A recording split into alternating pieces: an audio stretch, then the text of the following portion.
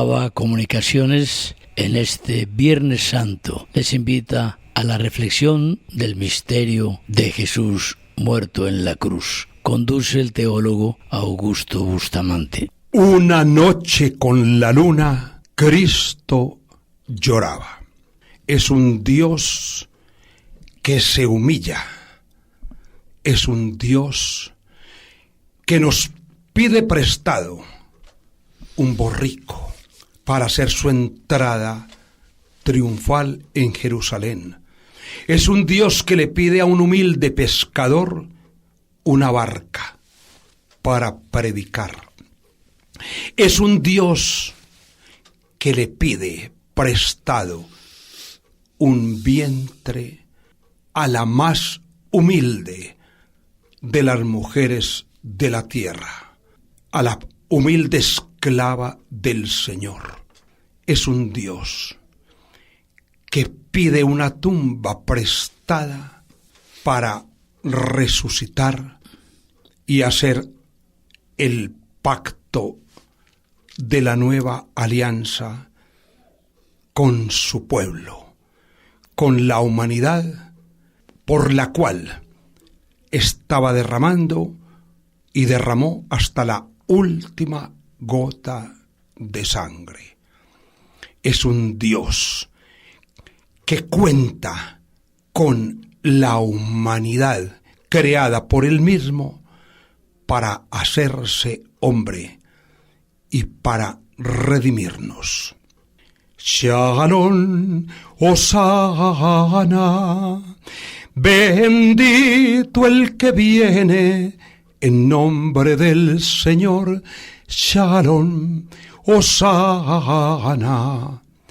Los niños hebreos, tendiendo mantos y con ramos de oliva, proclamaban al Señor diciéndole: bendito el que viene en el nombre del Señor.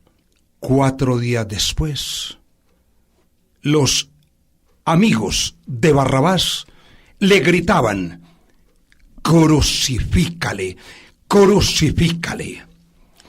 El hombre que dijo: dichosos los pobres, el reo de muerte, crucificadle. Indudablemente, los que le gritaban Hosana, que en hebreo o en arameo significa sálvanos, ayúdanos, no eran los mismos que le gritaban crucifícale. Y Jesús, por el fundamentalismo de su pueblo, del Sanedrín, de los sumos sacerdotes de su amado pueblo hebreo, fue sentenciado a muerte en el juicio más injusto y más inicuo de la historia. Se despojó del trono y todo su esplendor.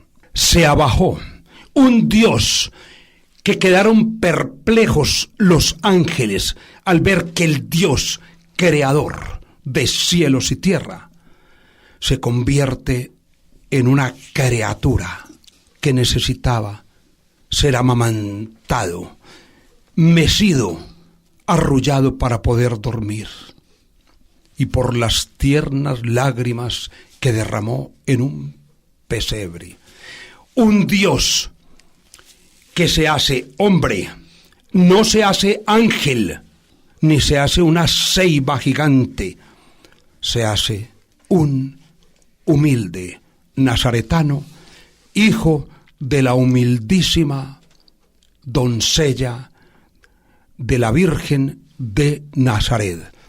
Esta era la profecía mesiánica en Isaías, de una virgen, de una núbil, de una doncella, nacería el Mesías, el Salvador del mundo. Getsemaní, donde se prensaban las aceitunas.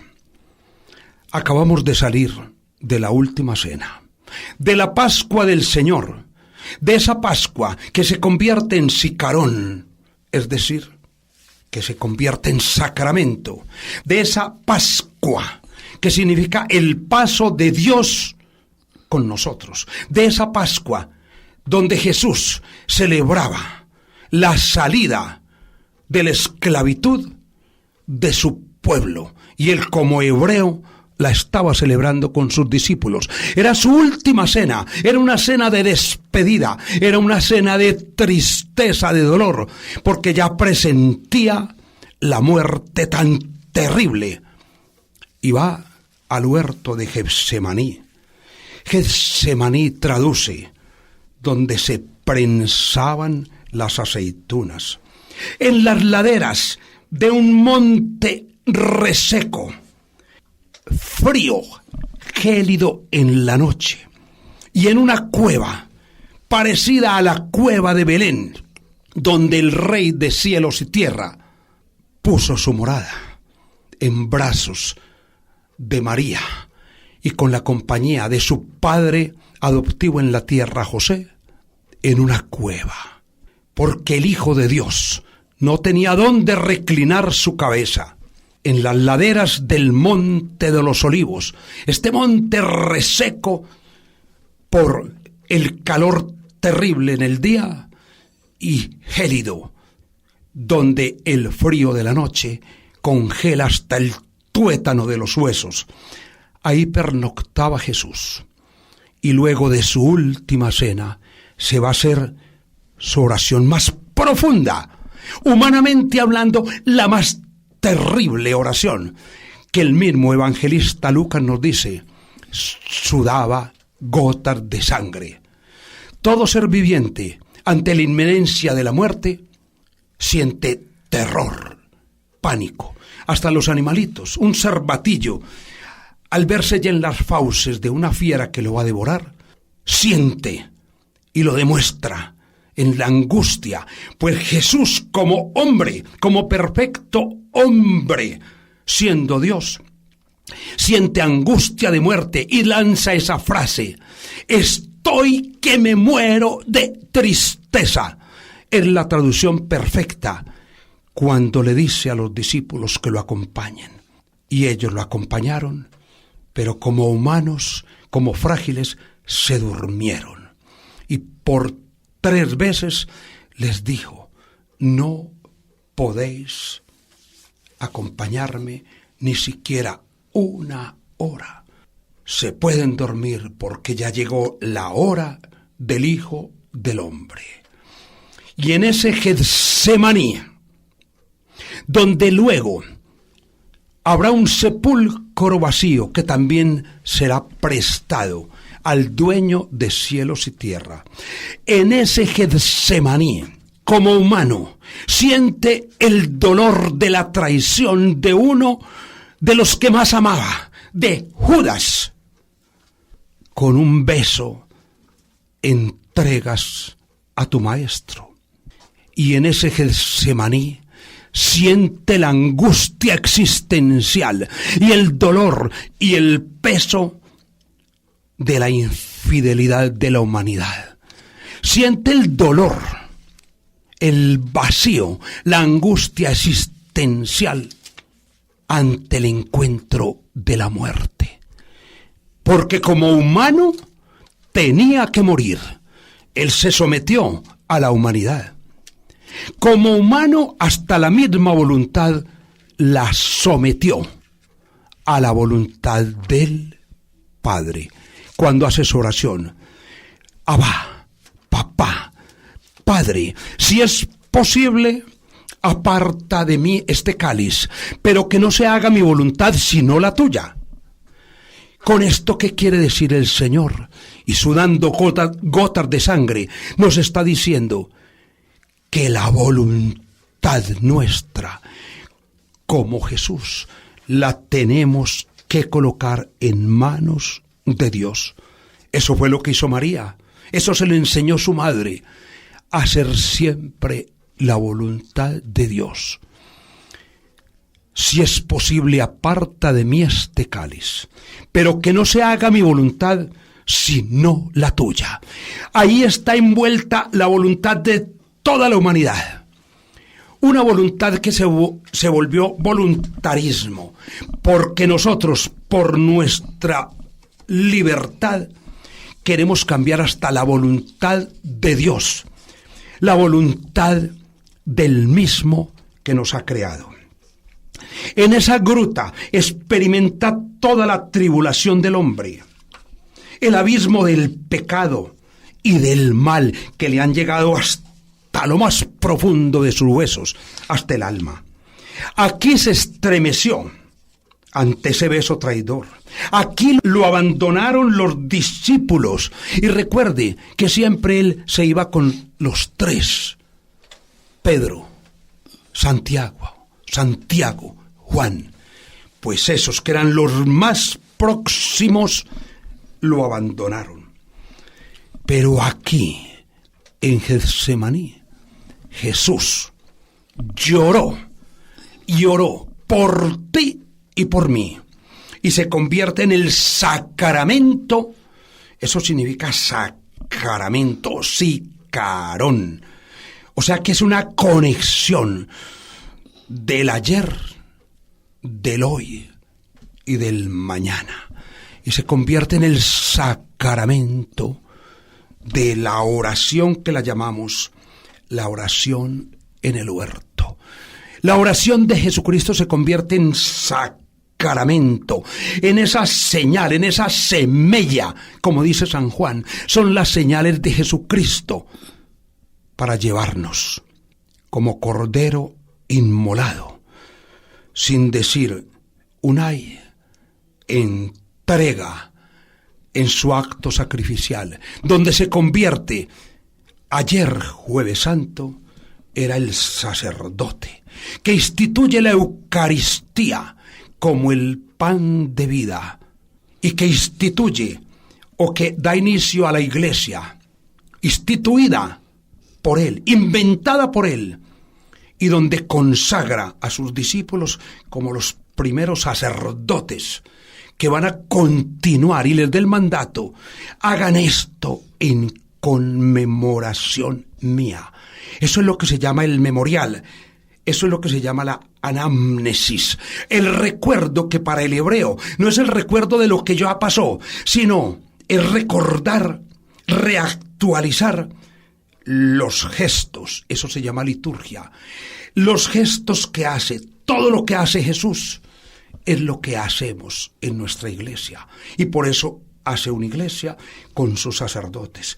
Pero él, como sumo sacerdote, entra al Sancta Sanctorum, cuando él se inmola como la víctima, como el cordero, y él, no solo como sacerdote, oficia, sino que como víctima se inmola y se clava en la cruz. Se deja traspasar los pies y las manos con los clavos del pecado de la humanidad. Pero él, que es la misericordia, hace el mayor acto de misericordia: entrega la vida, entrega su muerte.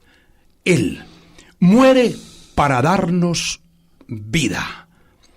Muere la vida nuestra pendiente del madero. Era la hora de la soledad. Cuando hablamos de multitudes, eso se ve en las películas. Pero la muerte de cruz, precisamente, el Sanedrín dijo: hay que proceder, porque entonces se nos dañan las fiestas de celebración. Entonces escogieron un momento, el viernes, la Parasheve, antes de la Pascua. Era en la hora en que inmolaban los corderitos. Jesús es ese cordero inmolado. Y allí en la cruz, solo, el monte de las calaveras. Cuando vemos en las películas una cantidad de gente, ¿cuál gente? Allí no había ninguna legión de soldados romanos. Bastarían 2 o el centurión, y de pronto otro soldado, 2 o 3 que ayudaron a levantarlo en la cruz. Los 2 ladrones, y donde hay esa profecía bellísima: hoy estarás conmigo en el paraíso. Porque Jesús no es solo sacerdote, profeta y rey. Cuando Pilato le coloca Inri Jesus Nazarenum Rex Judeorum, y le pide el Sanedrín: no, ese no es nuestro rey. ¿Y qué dice? Pilato hace otra profecía: lo escrito, escrito está. Pilato hace la profecía de que Jesús es rey, un rey que solo se dejó coronar cuando le pusieron la corona de espinas, un rey que solo aceptó su reinado cuando el mismo Pilato le dice: tú eres rey, tú lo has dicho, pero mi reino no es de este mundo. ¿Y por qué digo que es la hora de la soledad? Estaban unas pocas mujeres, entre ellas la madre de Jesús, María Magdalena.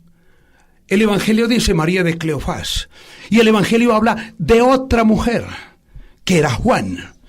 ¿Y por qué decimos de otra mujer? Juan, su misma juventud, su misma adolescencia, al ponerse un manto, se camufló, porque los niños, los jóvenes, para los hebreos, las mujeres y los niños y los jóvenes no significaban nada.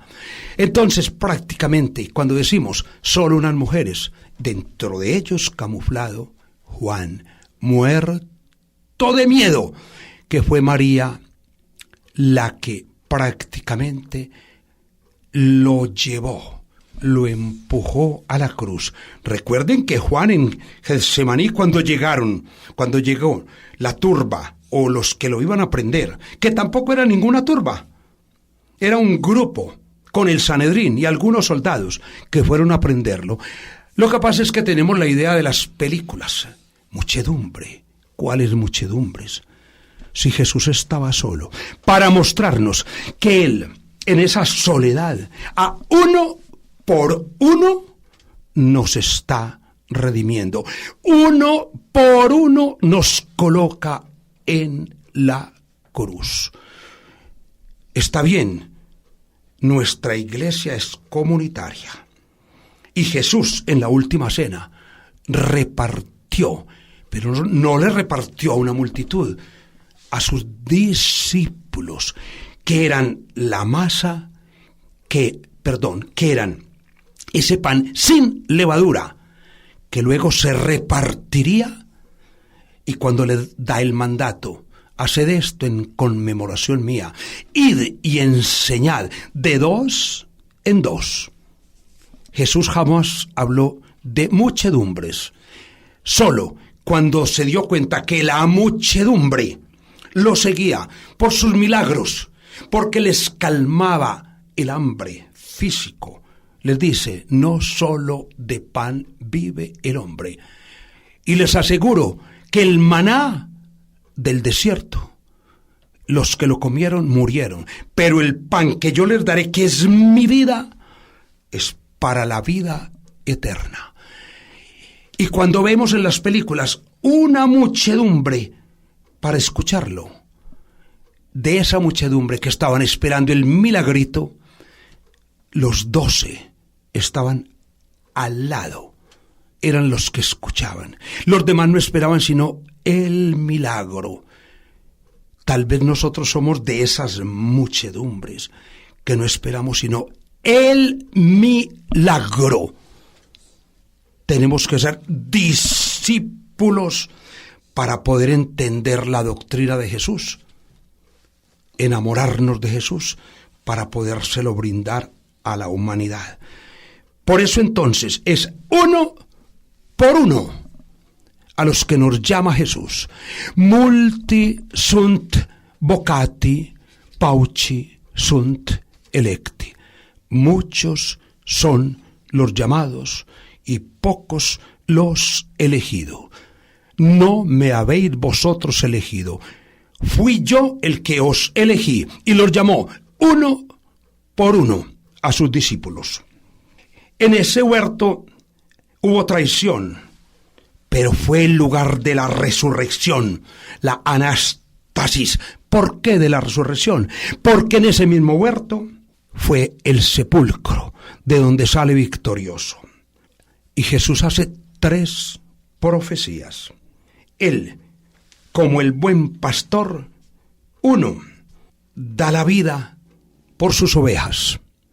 En Isaías, se herirá al pastor, será asesinado, y por lo tanto las ovejas se dispersarán. Esa es la segunda profecía que nos lanza Jesús desde el patíbulo de la cruz. Tercera profecía, hay que recorrer ese camino para poder encontrar la salvación. Y me dirán ustedes, ¿y dónde las hizo? En la cruz. Padre, perdónales, no saben lo que hacen. Hoy estarás conmigo en el paraíso. En tus manos encomiendo mi espíritu. Desde una reflexión teológica, el Papa Benedicto nos da el pie para elaborar estas profecías que salen directamente desde Zacarías. ¿Qué recitaba en las últimas palabras? ¿Por qué me has abandonado?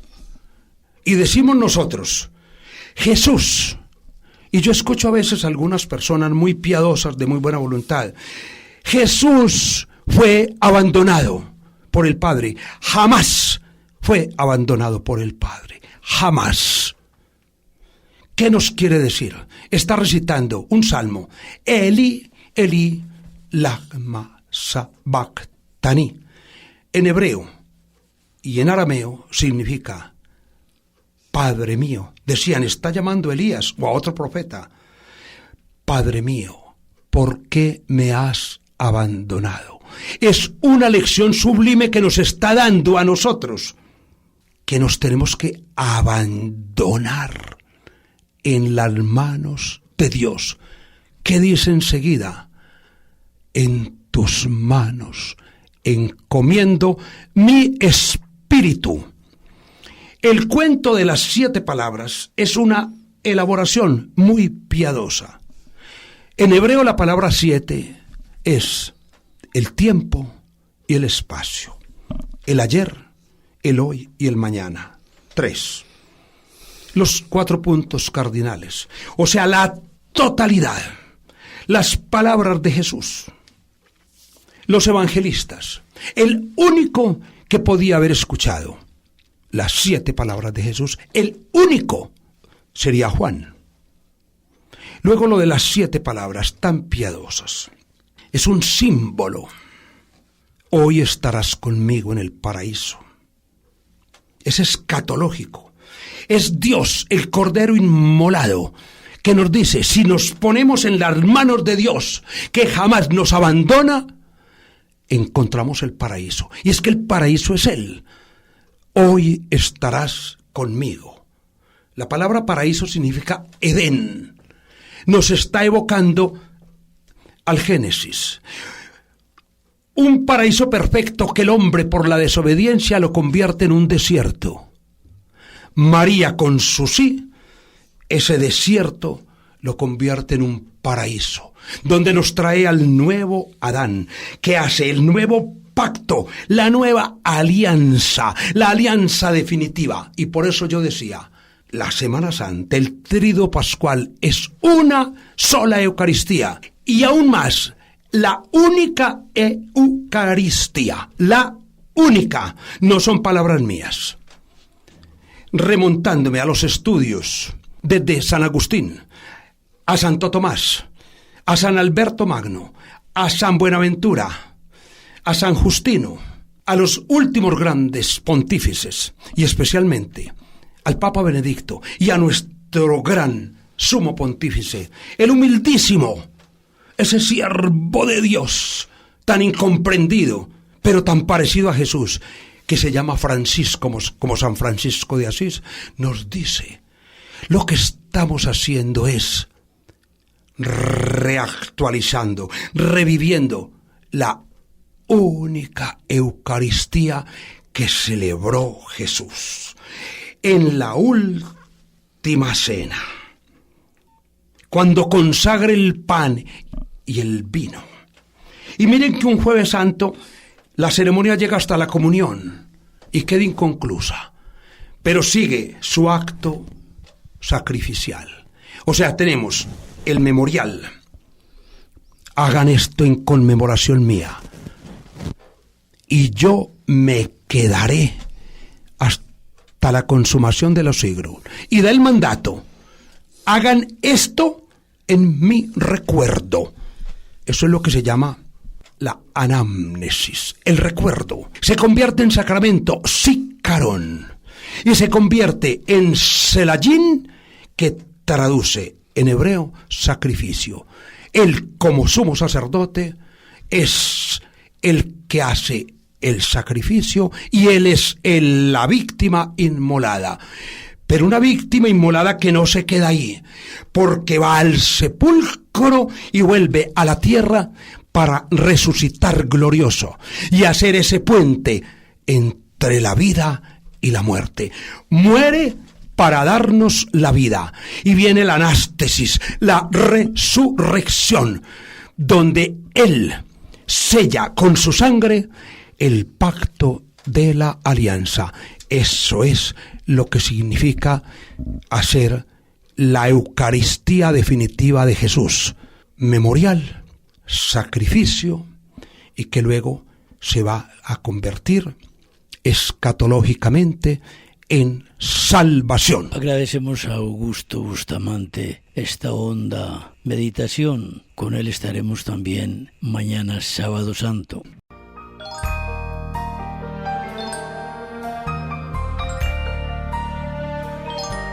Dulce Madre, no te alejes, tu vista de nosotros no apartes.